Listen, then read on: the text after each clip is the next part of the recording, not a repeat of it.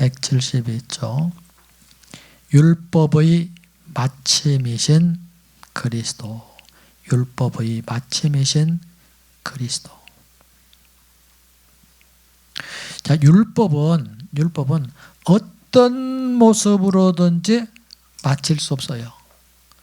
여러분과 나로서는, 인간으로서는 우리의 어떠한 행위로도 율법을 완성시킬 수는 없어요. 그런데 그 율법은 오직 누구만? 그리스도만 해결할 수 있어요. 그런데 그리스도만 해결할 수 있는데 로마서 7장에서는 누가 이걸 해결해 보겠다고 난리 치는 거예요. 자기가 해결해 보겠다고 난리를 치는 거예요. 그러니까 답이 없어요. 답이. 그런데 거기서 율법과 함께 막 이 선생님하고 공부를 하면서 그 공과를 우리가 이제 공부하면서 그 선생님이, 율법 선생님이 우리를 참 어때요? 그리스도에게로 이끌어가서 그리스도여야만이 된다. 그리고 그리스도를 딱 만나게 해주시는데 그때 여러분과 나에게서 뭐라고요? 율법의 맞춤이 이루어진다. 율법에서 졸업한다. 율법에서 해방된다. 그렇게 얘기하고 있어요. 그래서 율법의 마침은 그리스도.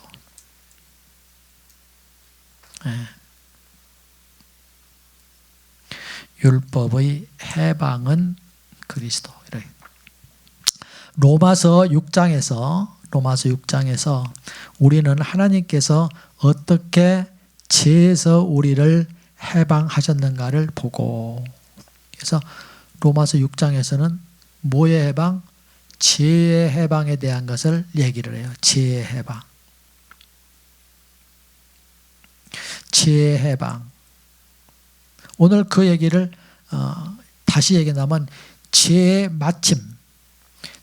마침에 대해서 로마서 6장에서는 뭐 죄의 마침에 대해서 다루고 있고, 또 그 죄의 마침도 뭐라고요? 죄의 마침도 그리스도예요. 죄의 마침도 그리스도. 그래서 오늘 여러분들이 그 율법의 마침이신 그리스도 그랬죠? 그러고서 이렇게 묶음표하고 이렇게 죄의 마침이신 그리스도. 죄의 마침도 그리스도시고, 죄의 문제를 해결하는 답도 그리스도시고, 율법의 문제를 다루시는 답도 그리스도시고 똑같아요. 그래서 죄에서 우리를 해방하셨다는 것을 보고, 어디서? 로마서 6장에서. 그 다음에 로마서 7장에서 그 로마서 6장이 왁구 치고, 그 다음에 로마서 7장 이렇게 왁구를 치세요. 로마서 7장에서는 그분이 어떻게 율법에서 우리를 해방하셨는가를 본다.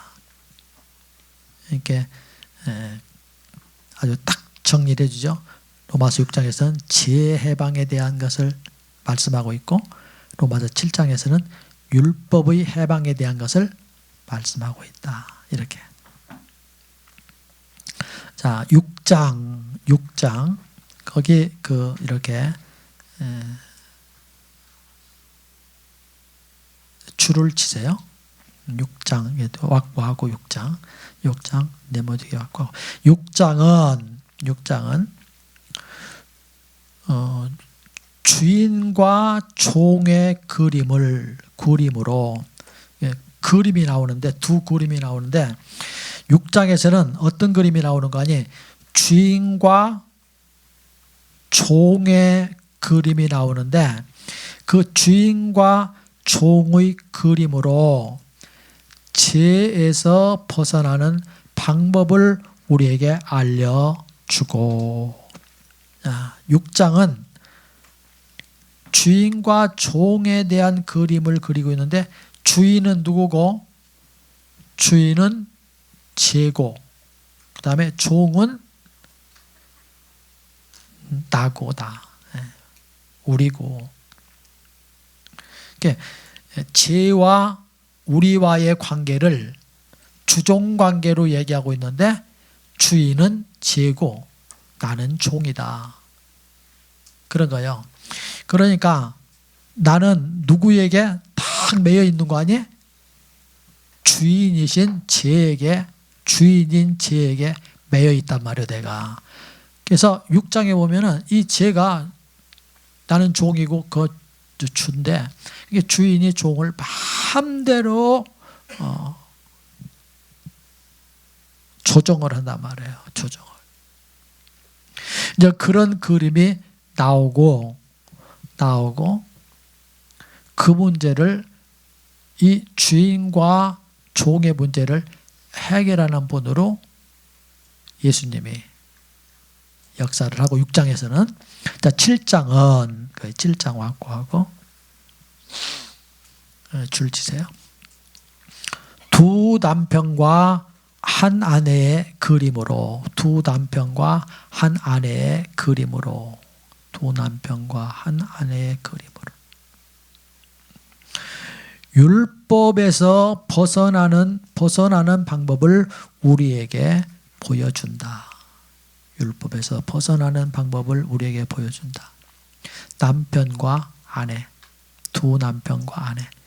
두 남편은 율법과 그리스도, 그리고 한 아내는 여러분과 저. 그렇단 말이에요.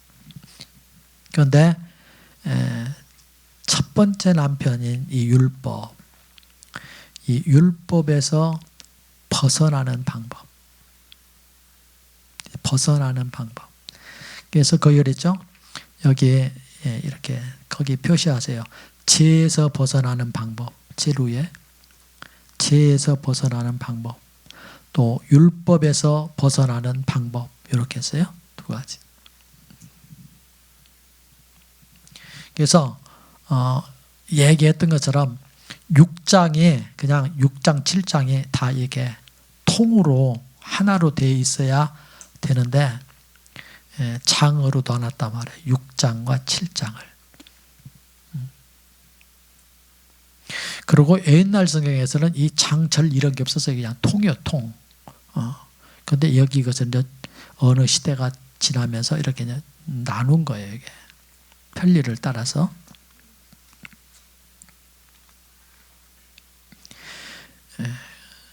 이제 6장에서 이 7장 것을 다 다루어야 되는데 다루지 않았다 그랬죠. 그러고서 7장으로 넘어갔다 이렇게 했습니다. 벗어나는 방법. 이 벗어나는 방법이 앞에서는 뭐라고 했어요? 해방되는 방법 이렇게 했습니다. 그죠? 벗어나는 방법, 해방되는 방법. 그리고 그 벗어남에 대한 얘기를 했어요. 벗어남이라는 것을 우리가 앞에서 뭐에 대해서 얘기를 했어요? 그 은혜에 대해서 얘기를 했어요. 그죠? 은혜와 율법. 그 은혜와 율법 그 168쪽에서 보면은 은혜와 율법에 대해서 얘기를 했는데 벗어남을 뭐라고 그랬어요? 벗어남을 해방이라고 그랬단 말이에요. 벗어남을. 그러는데 벗어났다는 얘기는 무슨 얘기예요? 이런 얘기라고 그랬죠. 아무것도 요구하지 아니하는 상태. 그것을 벗어났다 하는 걸로 얘기를 했다고 그랬어요. 벗어났다. 그랬죠? 앞에서. 그게 은혜다. 은혜는 아무것도 요구하지 않는 상태. 그게 은혜다. 그리고 율법은 뭐요? 모든 것을 요구하는 상태. 그것을 이제 율법이라겠다. 그런데 뭐라고요? 은혜는 모든 것을 요구하지 않는데 그런데 이렇게 계세요. 모든 것을 요구하나 율법보다 더 많은 것을 요구하나 아까 그 결론적인 얘기를 한 것처럼 우리 안에 오셔서 그 요구하심을 이루어 주시는 하나님.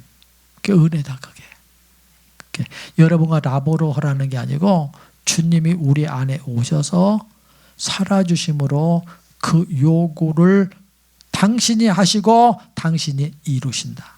그게 은혜다. 그런데 자,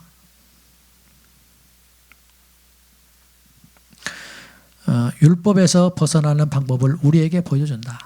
그러므로 죄와 죄인의 관계는 바로 주인과 종의 관계인 반면에 율법과 죄인의 관계는 남편과 아내의 관계다.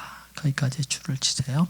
바울은 로마서 7장 1절부터 4절까지의 말씀을 사용하여 율법에서 벗어나는 그림을 제공하는데, 우리는 여기서 한 여인에게 두 남편이 있음을 주의해야 한다.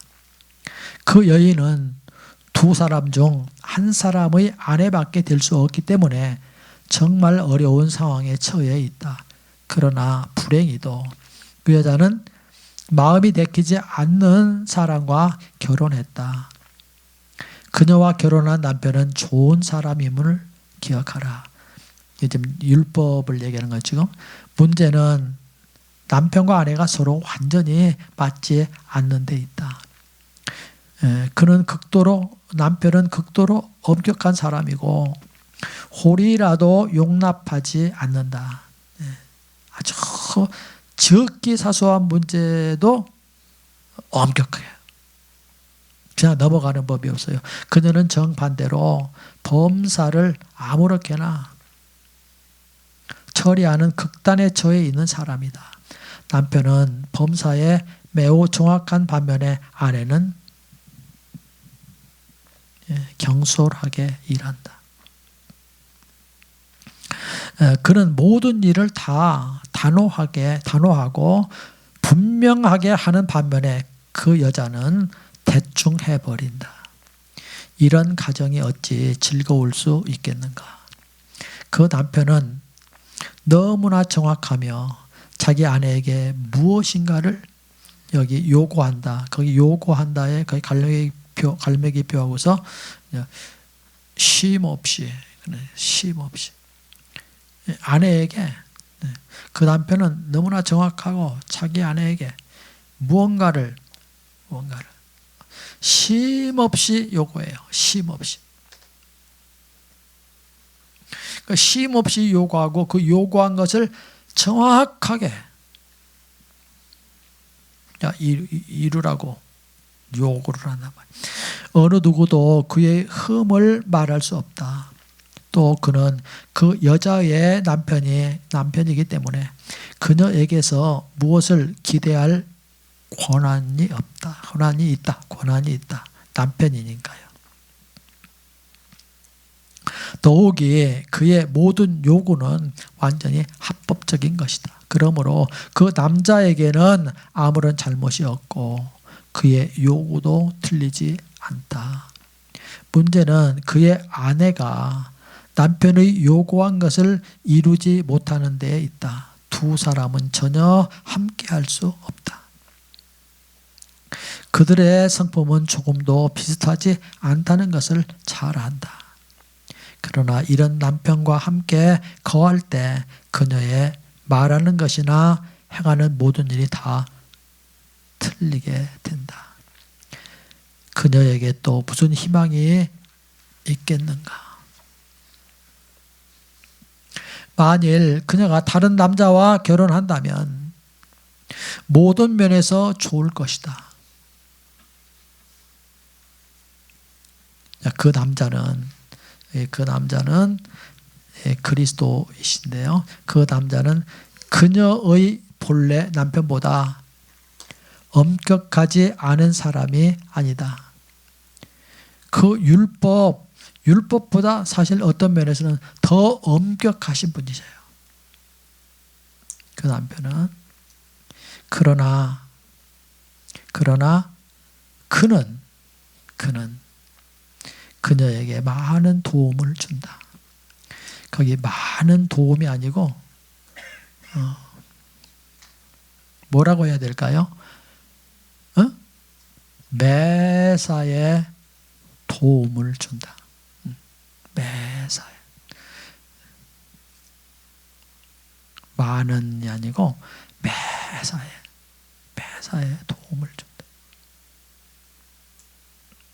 그녀는 그 남자와 결혼하기를 원하나 단지 그의 남편이 아직 살아있기 때문에 어떻게도 할 수 없는 것이다. 남편이 아직 살아있을 때 그녀는 법으로 그에게 매인바 된다. 남편이 죽지 않고서는 결코 합법적으로 그 남자와 결혼할 수 없다.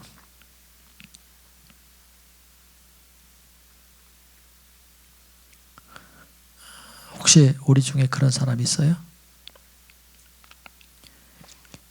자, 이 그림은 내가 그린 것이 아니라 바울이 그린 것이다. 이 그림,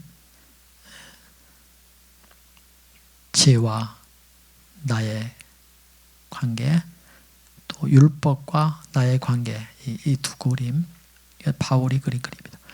첫 남편은 율법이고 두 번째 남편은 그리스도이시다. 첫 남편은 율법이고 두 번째 남편은 그리스도이시다. 거기 이 그림은 그러고서 줄치세요. 이 그림은 내가 그린 것이 아니라 바울이 그린 것이고 첫 남편은 이 그림은 첫 남편은 율법이고 두 번째 남편은 그리스도이시다. 또 당신은 바로 그 여인이다. 거기까지 줄치세요. 율법은 당신에게 많은 것을 요구하지만 그 요구를 이루는데 조금도 도움을 주지 못한다. 율법은 엄청나게 우리에게 요구를 하지만 요구해놓고 조금도 우리에게 도움을 주지 않아요. 도움을 주지 못해요.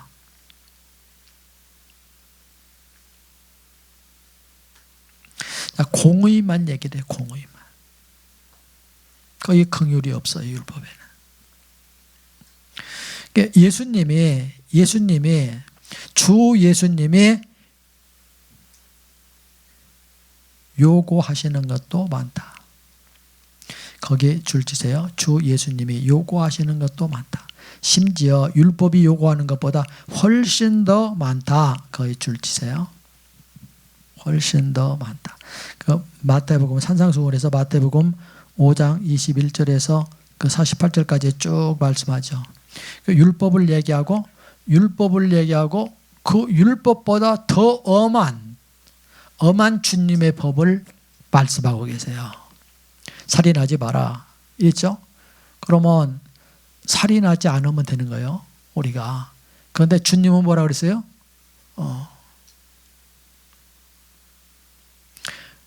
형제를 향하여 나아가라는 자는 뭐 살인한 자라고 그랬어요. 욕 한마디만 해도 그것을 살인했다고. 그러니까 주님의 법이 훨씬 더 엄해요. 훨씬 더 많다. 그러나 그분은 여기 줄 치세요. 그분은 우리에게 거의 줄을 치는데 이런 거 막 외워야 되겠다. 그분은 우리에게 요구하시는 것들을 우리 안에서 친히 뭐라고요? 이루신다. 아까 거기 그 본로 아까 저기 숙제에서 나왔던 답이 여기 나오죠. 그죠? 네. 훨씬 더 많은 것을 요구하시지만 그러나 그분은 요구하시고 그분이 우리 안에 오셔서 당신이 요구하신 그 모든 것들을 친히 뭐라고요? 이루시는 분이다. 이루시는 분이다. 율법은 우리에게 여러 가지 요구만 하고 이행할 능력을 주지 않는 반면에 거기 줄 치세요. 그리스도께서는 우리에게 여러 가지를 요구하시지만 친히 우리 안에서 그분이 요구하신 것을 이행하신다. 그러니까 우리가 어디가 제일 어두운 거 아니요? 등잔 밑이 제일 어두워요. 등잔 밑이. 하늘에 있는 하나님, 예수님 이 아는데, 밖에서 역사하시는 분은 아는데 우리 안에서 일해 주시는 분을 우리는 모르고 계세요. 그거에 대해서. 여기에 대해서 여러분과 제가 눈이 활짝 열리기를 저 주님의 이름으로 축원합니다. 우리 안에서 일하시는.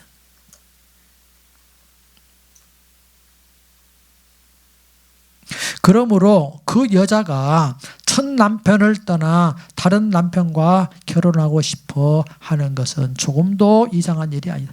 그녀가 해방받기 위해서 유일하게 바랄 수 있는 것은 바로 그 첫 남편이 죽는 것이다. 이런 사람이 있느냐니까요. 아니, 여러분들이 남편 얘기하는 게 아니고 여러분들이 신앙생활 하면서 여기까지 와서 그 남편이 죽기를 그렇게 학수고대하는 그 율법 남편.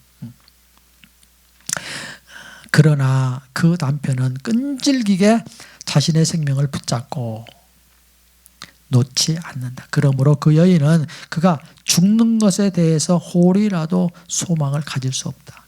율법 선생님은요, 죽지 않아요. 뭐라 해요? 천지가 없어지기 전에는 율법이 1.1핵이라도 반드시 없어지지 아니하고 다 이루리라. 마태복음 5장 18절.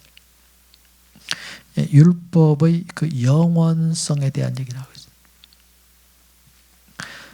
거기 줄 치세요. 율법은 영원까지 계속될 것이다. 율법. 만일 율법이 영원까지 없어지지 않는다면 내가 어떻게 그리스도와 연합할 수 있겠는가? 만일 나의 첫 남편인 이 율법이 죽기를 거절한다면 내가 어떻게 두 번째 남편과 결혼할 수 있는가? 그의 오직 방법은 하나이다. 거기에 줄치세요. 오직 방법은 하나다. 즉, 줄치세요. 그가 죽기를 원치 않는다면 내가 죽으면 된다. 내가 죽으면 된다. 죄에서 벗어날 때, 죄에서 해방될 때도 죄는 죽어요, 안 죽어요? 죄는 율법과 같이 죽잖아요. 죄도 영원해요. 그런데 그 죄에서 벗어나려면, 그 주인에게서 벗어나려면 그 주인이 죽든지 이거 해야 되는데 주인은 안 죽어. 그러니까 누가요?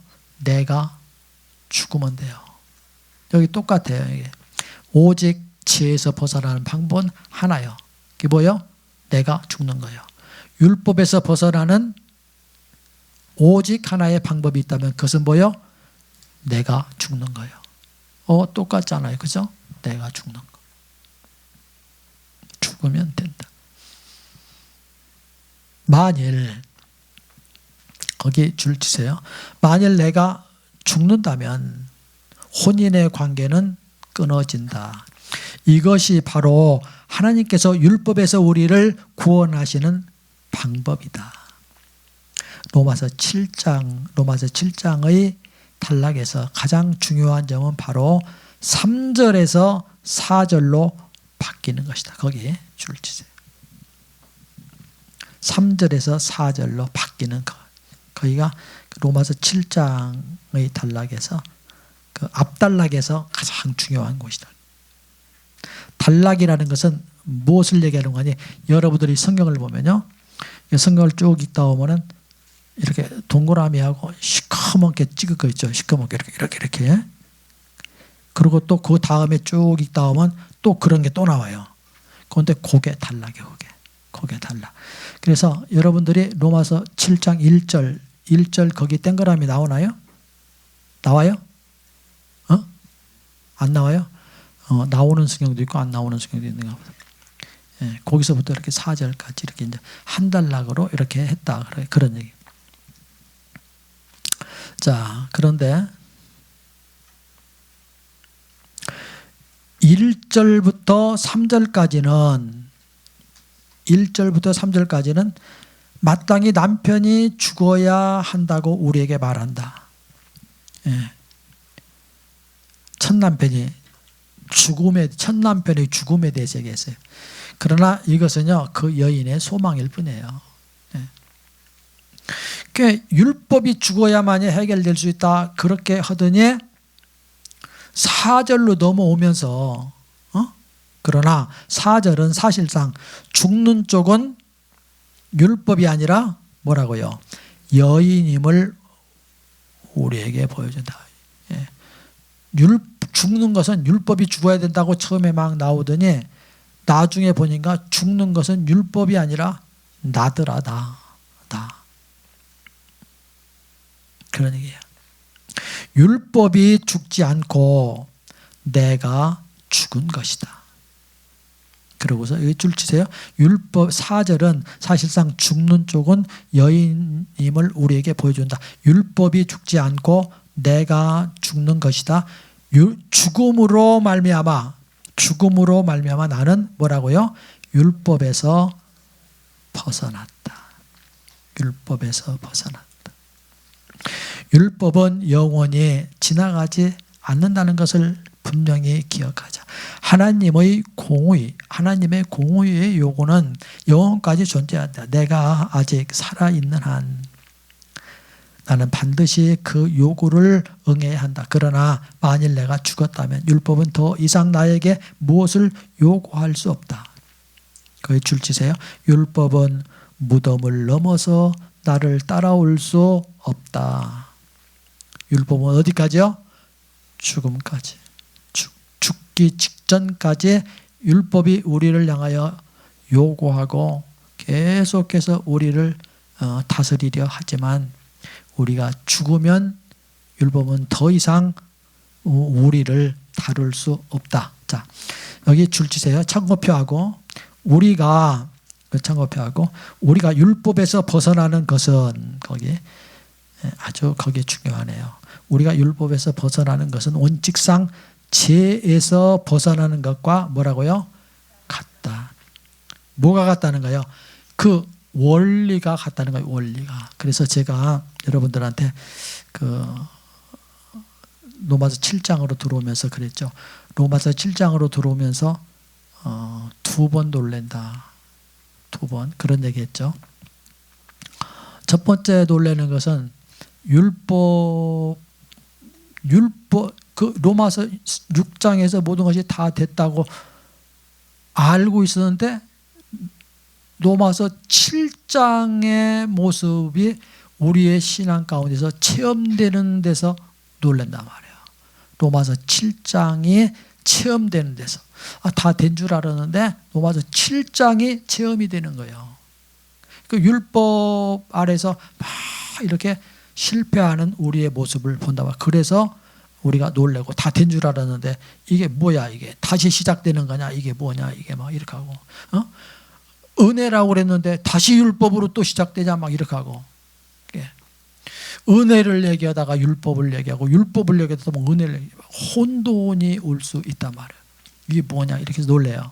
그러는데 또 하나 놀라는 것은 뭔가 아니 율법에서 해방될 때 놀래요. 율법에서 해방될 때, 율법에서 벗어날 때.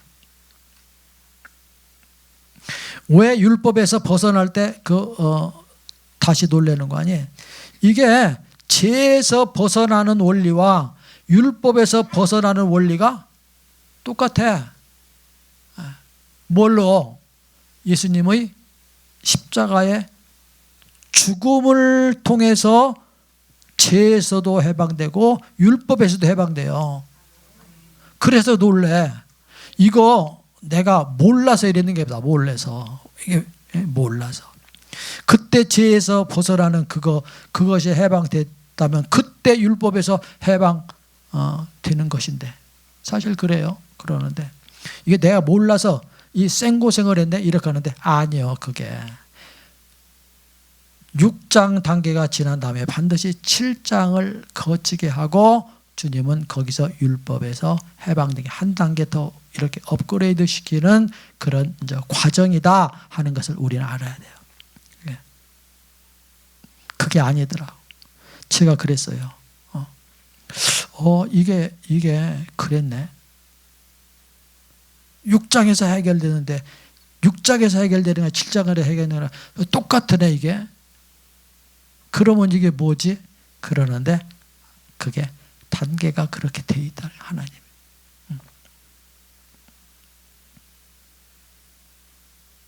그래서 이제 앞으로의 과제에서도 그런 얘기가 나오겠습니다. 6장에서는 죄의 몸에 대해서 다루고 있어요. 죄의 몸. 6장에서는 뭘 다뤄요? 죄의 몸에 대해서 다루고 있고 7장에서는 사망의 몸에 대해서 다루고 있어요. 6장과 7장에 그 다루는 그 장르가 달라요. 그래서 죄의 몸, 사망의 몸에 대한 얘기를 7장에서는 다루고 있다. 자, 우리가 율법에서 벗어나는 것은 원칙상이라니 다 다른 얘기를 또 해요. 원리상 그렇게 원리상 죄에서 벗어나는 것과 같다. 그러고서 이렇게 내가 죽었어도 나의 옛 주인은 여전히 살아있고, 그렇죠? 죄도 그렇죠. 죄도 나는 살았지만 옛 주인은 뭐요? 여전히 죄가 주인이라지 살아있고, 또 내가 죽었어도 첫 남편은 뭐라고요? 여전히 살아있다. 죄도 여전히 살아있고 율법도 여전히 살아있는데 그 법에서 벗어나는 비결은 내가 예수님과 함께 죽는 것이다.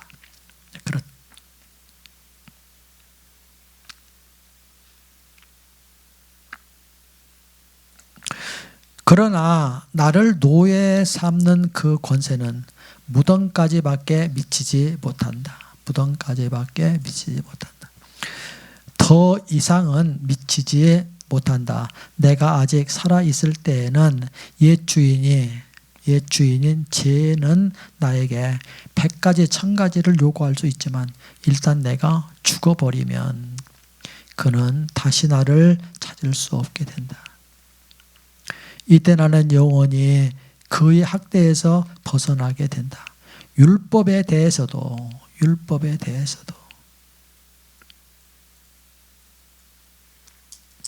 마찬가지다. 자, 여기서요. 저기 위에 그 옛 주인 죄 거기 이렇게 갖고 와서 옛 주인 죄 있죠? 옛 주인 죄. 그리고 오늘 그 밑으로 와서 율법 이렇게 율법 갖고 하고 위에서는 죄에 대한 것을 다뤘다면 여기는 율법에 대한 것을 다루고 있어요. 그래서요. 죄가 무덤까지밖에 오지 못하는 것 같이 율법도 뭐라고요? 고의까지. 그 여자가 아직 살아있을 때 그녀는 남편의 속박을 받아야 했다. 이건 율법에 대한 얘기죠. 그러나 일단 그녀가 죽게 되면 혼인관계는 청산되고 그녀는 남편의 법에서 뭐한다? 벗어난 것이다. 뭘로요? 죽음으로. 죄에서 벗어나는 비결도 율법에서 벗어나는 비결도 오직 하나 뭐라고요? 죽음이에요. 죽음. 이거 외에는 달리 벗어날 수가 없어요. 그걸 지켜가지고 힘쓰고 애쓰고 해가지고 지켜서 그것에서 벗어날 수 있는 사람은 하나도 없다. 죄에서 벗어날 수 있는 사람도 없고 율법에서 벗어날 수 있는 사람도 없다.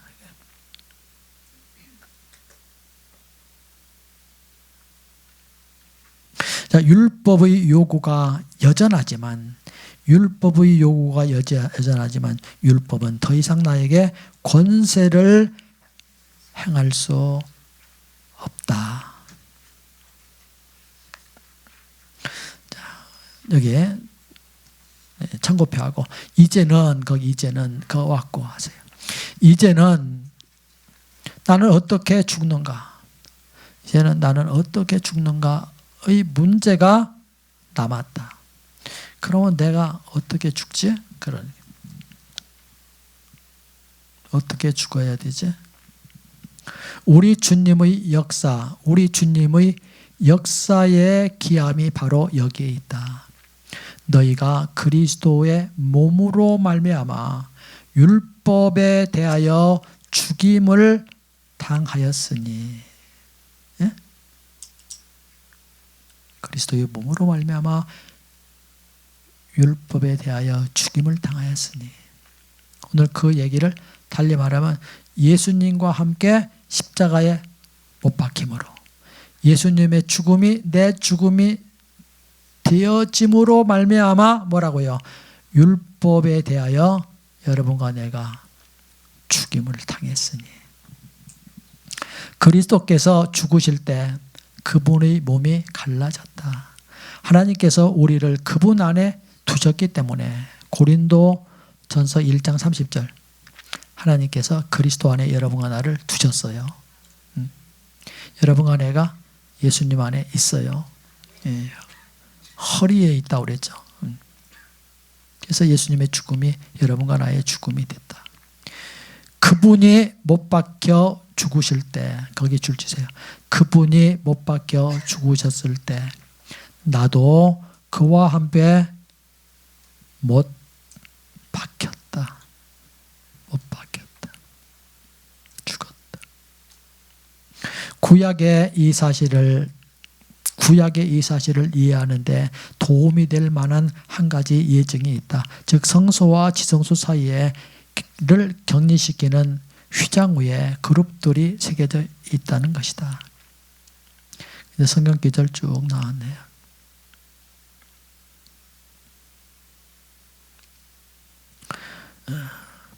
에스겔서 1장 10절과 10장 14절을 그룹들의 얼굴 중 하나가 사람의 얼굴이라는 것을 우리에게 보여준다. 사람은 천연적인 옛 창조물, 아담 안에 있는 우리의 모습입니다. 창조물 전체의 머리이다. 구약시대에 하나님은 휘장 안에 거하셨고 사람은 휘장 밖에 거하셨다. 사람은 휘장 밖을 볼 수 있었지만 휘장 안은 볼 수 없었다. 그 휘장은 우리 주님의 육체를 상징한다. 히브리서 10장 20절. 휘장은 그리스도의 몸이라 그랬습니다. 그러므로 복음서에서 사람들은 우리 주님의 밖의 모습만 볼 수 있을 뿐이었다. 복음서에서는 사람들은 우리 주님을 밖의 모습을 볼 수 있을 뿐이었다.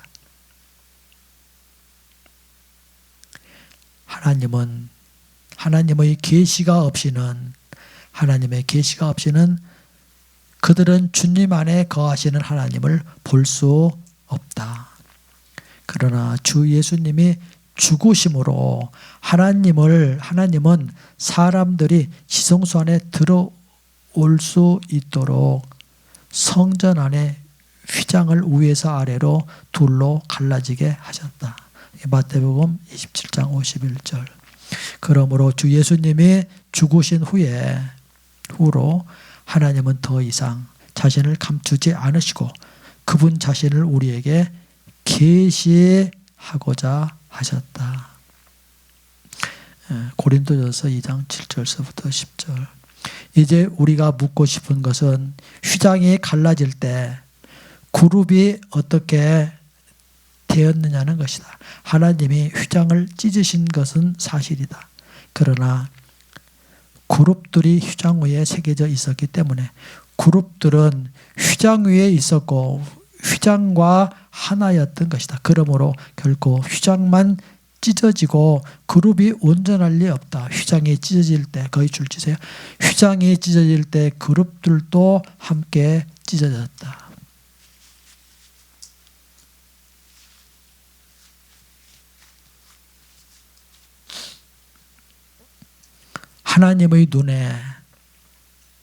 하나님의 눈에 주 예수님이 죽으실 때 모든 피조물들도 다 죽은 것이다. 거기 줄지세요.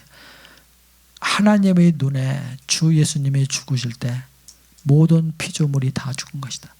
예수님이 죽으실 때 여러분과 나도 다 뭐라고요? 죽었다. 내 형제들아 너희도 그리스도의 몸으로 말미암아 율법에 대하여 죽임을 당하였으니, 도마서 7장 4절에 아까 그 했던 말씀이죠. 그 여인의 남편이 아주 건장하고 강건할지 모르나 만일 그 여자가 죽었다면 그 남편이 자기의 원하는 대로 그녀에게 많은 것을 요구해도 그녀는 아무런 영향을 받지 않는다. 자, 줄지세요. 죽음은 이미 그녀를 남편의 모든 요구에서 뭐라고요? 벗어나게 하였다. 그 해방이라고 했어요. 해방. 모든 요구에서 해방됐다. 뭘로? 죽음으로. 주 예수님이 죽으실 때 우리는 그분 안에 있었기 때문에 만유를 포함한 그분의 죽음이 율법에서 우리를 해방한 것이다. 거기 줄지세요. 그분의 죽음이 율법에서 우리를 해방한 것이다. 그러나 우리 주님은 무덤에 남아 계시지 않으셨다. 십자가로 끝나면 그렇단 말이에요. 근데 사흘 되던 날에 주님은 뭐라고요? 부활하셨다. 아멘. 부활하셨다. 거기 줄지세요. 사흘 되던 날에 그분은 부활하셨다. 줄지세요. 우리 역시 그분 안에 있었기 때문에 부활하였다. 주님의 부활은 내 부활입니다. 주 예수님의 몸은 주 예수님의 몸은 그분의 죽음을 말해줄 뿐 아니라 또한 그분의 부활을 말해준다. 뭐가요? 주 예수님의 몸이. 이는 그분의 부활은 몸의 부활이기 때문이다. 그러므로 그리스도의 몸으로 말미암아 우리는 율법에 대하여 죽임을 당하였을 뿐 아니라 몸으로 말미암아 율법에 대하여 죽임을 당하였을 뿐 아니라 그리스도의 몸으로 말미암아, 거기 이렇게 다시 한번 이렇게 반복하면 좋겠네요. 몸으로 말미암아 하나님을 향하여 살게 되었다. 하나님께서 우리를 그리스도와 연합되게 하신 목적에는 소극적인 면이 있을 뿐 아니라 또한 다른 이에게 가는 영광스러운 방면이 있다. 그래서 소극적인 방면이 죽는 것이라면 적극적인 방면은 사는 것. 죽음으로 옛 혼인의 관계가 해소되었다. 이전 남편은 쉽지 않고, 거기에 줄지세요. 이전 남편은 쉽지 않고 그녀에게 요구만 하며 손가락 하나라도 움직이지 않고 그녀를 돕지 않아 절망에 떨어졌던 그 여인이 이제 거기 동그라미 치세요. 이제는 자유하여져서 다른 남자와 결혼할 수 있게 되었다. 비록 그분이 그녀에게 요구하시지만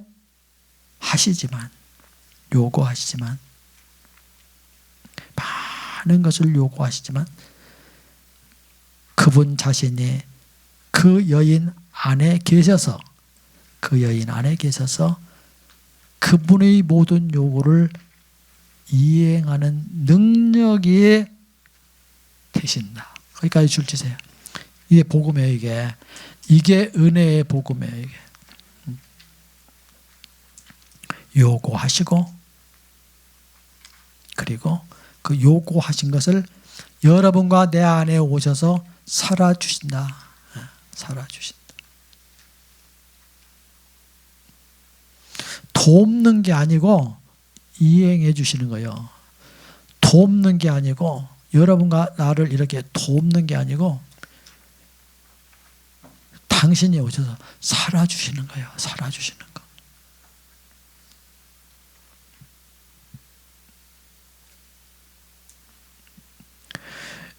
이 새로운 연합의 결과는 무엇인가? 이는 하나님을 위하여 열매를 맺게 하려 합니다. 주님이 우리 안에 오셔서 살아주시는 것은 뭐 하려고요? 열매 맺게 하려고. 열매 맺게 하려고. 여러분과 나를 통해서 그 맺어지는 열매는 뭐요? 육신의 열매밖에 없어요. 육신의 열매.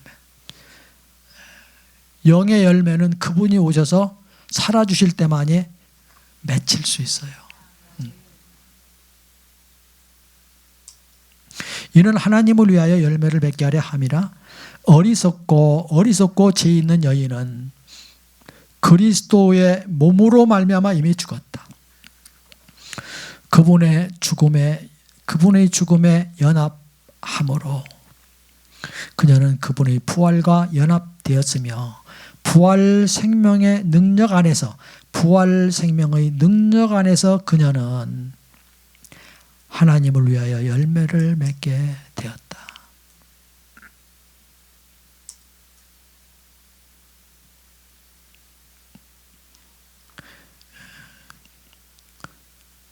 주님의 승천의 능력은 그녀 안에서 능력을 주어 그녀로 하여금 능히 하나님께서 그녀에게 요구하신 거룩함에 응하게 했다. 하나님의 율법이 폐해진 것이 아니라 도리어 완전히 온전케 되었다. 이는 이제 부활의 주님께서 그녀 안에서 그분의 생명을 살아 나타내시게 되었기 때문이다. 또 그분의 생명은 영원히 아버지의 기뻐하심을 얻은 생명이다. 자, 여인이 결혼하면 어떻게 되는가? 그녀는 더 이상 자기의 성을 갖지 않고, 이건 미국 사람들 얘기지 우리 얘기는 아닙니다. 남편의 성을 사용한다. 그녀는 남편의 성을 참여할 뿐 아니라, 여기 이건 이제 뒤에 거 맞죠?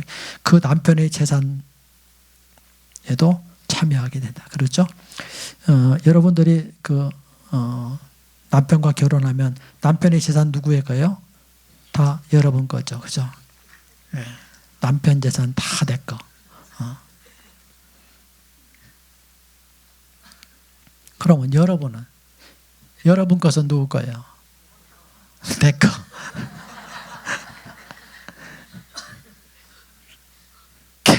문제 생긴다.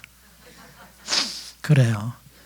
주님 것은 내 것이라고 하면서 내 것은 내 거라고 했나 봐요. 그게 여러분과 나의 모습이다. 자, 보세요.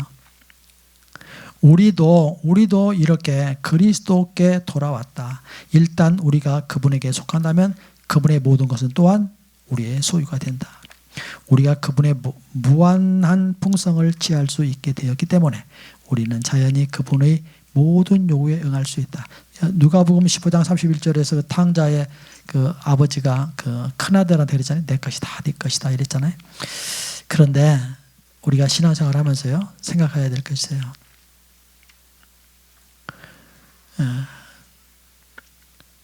주님의 소유에 대해서 우리는요, 너무 관심해요. 너무. 근데 그거 놔야 돼요. 주님의 소유에 대해서, 주님의 손에 있는 거에 대해서 여러분들 관심을 꺼야 돼요. 신앙생활을 하려면. 누구에게만 관심해야 돼요? 그분 자신에게만. 그분 자신에게. 주님의 손에 있는 많은 선물들, 그거에 우리는 너무 관심함으로 말미암아서 주님을 잃어버려요. 그것 때문에 주님 섬겨. 그거 없으면 주님 버려. 그런 거 말고 이런 거요. 그거 없어도 주님이면 됩니다. 주님은요, 이 말씀 하면요 정말로 가요. 주님은 아주 가셔. 여러분들이요 해보세요. 제가 이제 그 목회자들하고 이제 기도해야 하면서 그런 얘기했어요. 여러분들이 하면 여러분들 주님 없이는 못 살죠. 그렇죠. 그러면 여러분들 기도하면서 그래요. 주님, 나는요 주님 없으면 못 살아요. 이런 기도하죠. 그게 막 깊이가 있는지 없는지 모르지만 하여튼 그런 기도 한다고 한번 해봐요. 그런데 진정으로 여러분들 저 밑에서부터 끌어오르는 주님 아니면 안 돼요. 주님이면 만족이에요.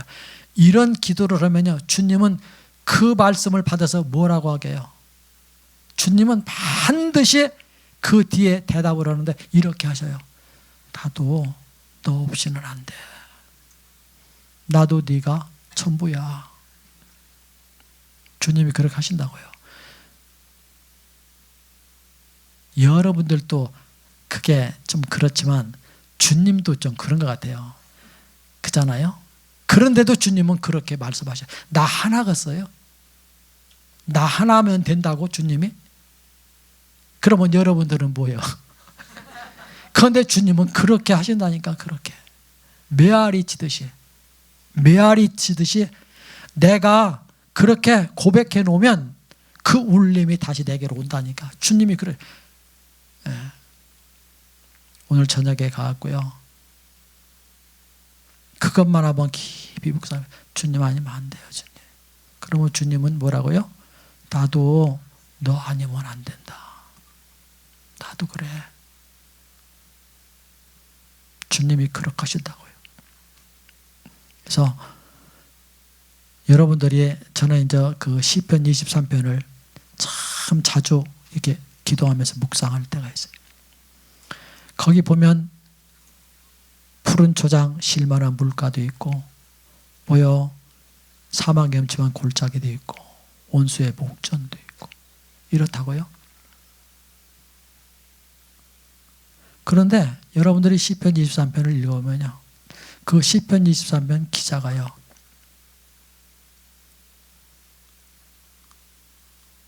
그 푸른 초장 실만한 물가에 들어갔을 때 주님 잃어버려요.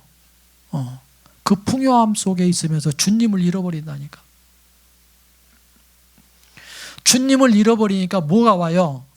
그냥 목마름이 오고 그냥 굶주림이 와요. 그래서 여러분들이 시편을 읽어보면 그 푸른 초장 실만한 물가로 인도하시는다. 그러고서 3절에 들어가서는 뭐라고요? 내 영혼을 소생시키시며 이렇게. 소생시킨다고.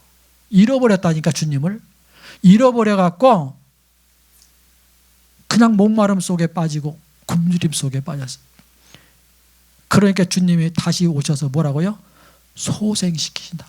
푸른 초장 실만한 물가가 우리 영혼을 부요하게 하고 그것이 우리를 소생시킬 것 같아도 아니요. 오히려 그것들의 마음을 쓰고 주님에게서 마음을 뺏기면 놓치면 뭐라고요? 그냥 흉년을 우리는 만나요. 사망의 엄침한 골짜기 보세요. 사망의 엄침한 골짜기에 들어가면 절망일 것 같죠? 그런데 푸른 초장 실만한 물가에 있을 때보다 사망의 엄침한 골짜기에 들어가 있을 때 훨씬 그 영혼이 안정됨을 보는데 뭐라고 그랬어요? 해받음을 두려워하지 않을 것은 주께서 나와 함께 하심이라. 주의 막대기와 주의 지팡이와 주의 막대기가 나를 안위하시라. 거기서 훨씬 더 안전한 모습을 그 영혼이 흔들리지 않는 그 부요함의 모습을 보아요. 왜 그래요? 환경 보지 않고 그거에 잡히지 않고 주님 바라봄으로 그래요. 그러니까 그런 거에 있잖아요. 오직 이거요. 그런 거 다 중요해요. 다 중요하지만 뭐요? 이거 항상 주님의 얼굴 구하는 거, 주님의 얼굴이면 됩니다. 주님이면 됩니다. 주님이면 만족하고요. 주님이면 넘칩니다. 이 고백이 있어야 돼요, 여러분. 소유 귀하죠. 소유 귀하죠. 그러나 그 소유보다 더 귀한 것은 그 소유의 주인이신 바로 그분과 한 주간 깊은 관계 속에 신앙하는 복됨이 있길 바라고요. 제가 이제 한 가지 부탁하기는, 여기 이 책에 지금 결론에 이르지 않았어요. 그래서 그 챕터 넘어가면서 여기서 결론을 보려고 하지 말고 이게 결론에 이르기까지 여러분이 인내하면서 계속해서 이렇게 스터디할 수 있도록 그렇게 해주시길 바라요. 기도하겠습니다.